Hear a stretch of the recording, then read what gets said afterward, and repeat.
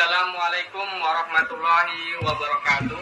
Di video ini kami akan menceritakan sejarah pecahnya Perang Korea.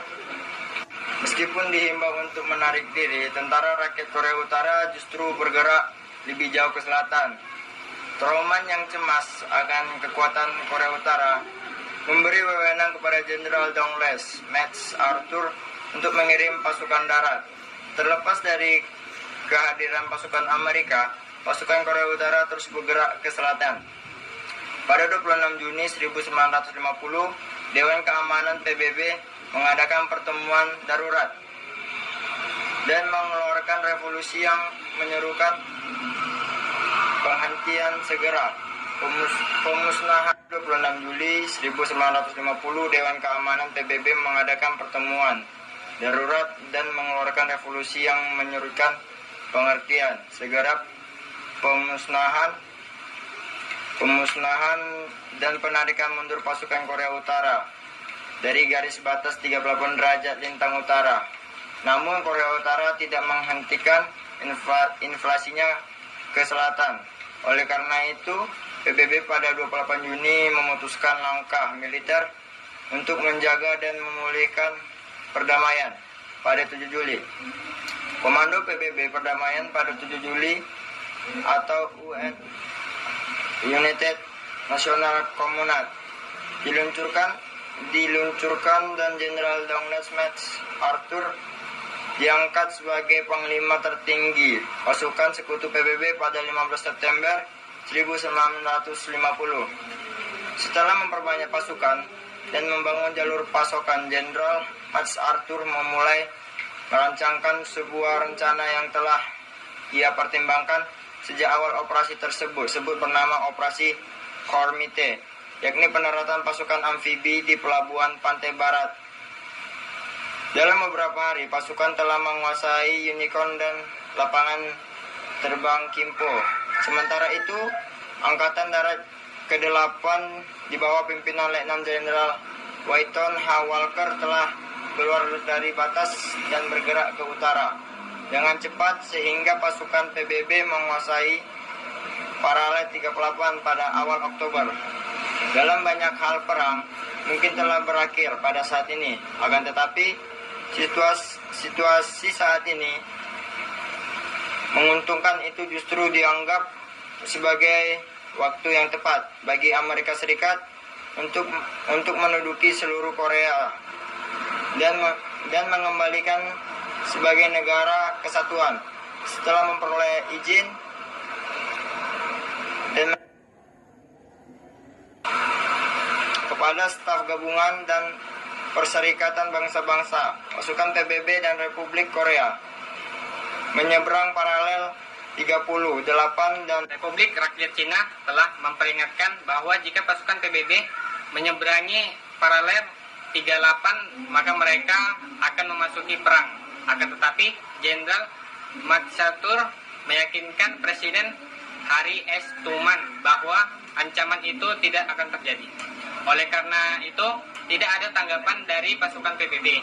Pada tanggal 23 November 1950, hampir 200.000 pasukan Cina menyerang melewati sungai Yalu yang beku. Komandan PBB terkena pukulan keras dari Cina sehingga Walker mulai menarik diri dan mengevaluasi pasukan melalui laut sebisa mungkin. Hampir 100.000 tentara PBB dan Republik Korea serta sebagian besar pengungsi dievakuasi menuju pusat dan pelabuhan lainnya di sepanjang pantai. Seoul sekali lagi ditinggalkan pada 3 Januari 1951. Sejak saat itu sampai akhir perang, Cina memainkan peran yang dominan, tidak hanya dalam pengadaan peralatan dan perlengkapan militer, tetapi juga dalam arah strategis. Meskipun tentara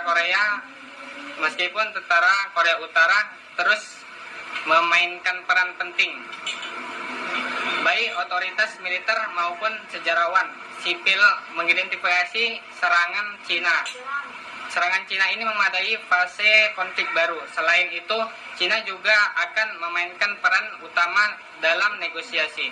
Pada 27 Maret 1951, Seoul berhasil direbut kemudian kembali dan Angkatan Darat ke-8 terus bergerak hingga mencapai paralel 38. Dalam operasi Rangget, pasukan Ridgway mendirikan garis Wyoming dan Kansas yang akan menjadi jalur utama perlawanan untuk keseluruhan perang.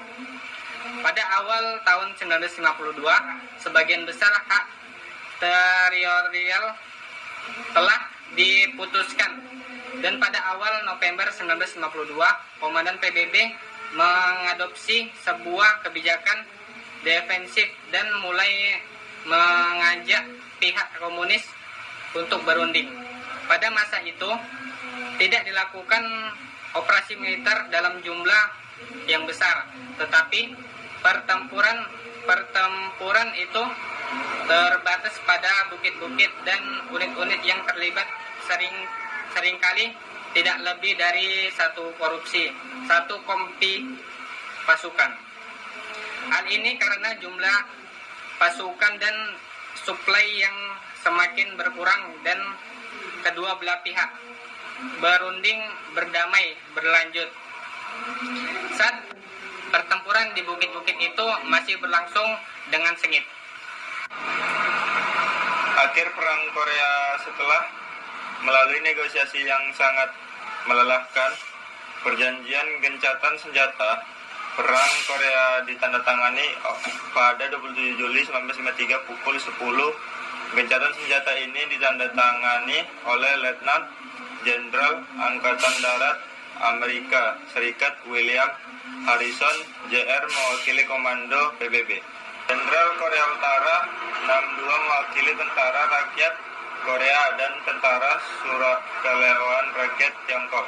Perjanjian gencatan senjata ini dirancang untuk memastikan penghentian menyeluruh permusuhan dan segala tindakan pasukan bersenjata di Korea sampai sebuah penyelesaian damai akhir tercapai.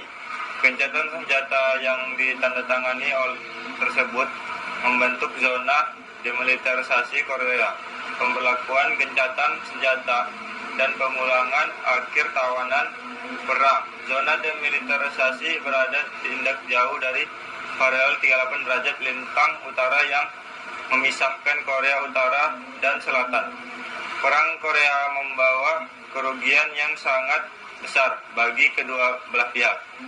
Setidaknya 33 pasukan Amerika Serikat terbunuh dalam aksi militer, 2.000 tewas dalam situasi yang berkaitan dengan perang dan 130 terluka. Sementara korban jiwa untuk Korea Selatan mencapai 59.000 tewas dan 900 pasukan terluka. Ditambah korban sipil yang cukup untuk membawa angka korban ke hampir 3 juta orang. Adapun korban di pihak Korea Utara dan Cina, setidaknya 5.000 pasukan menjadi korban dan 1 juta terluka.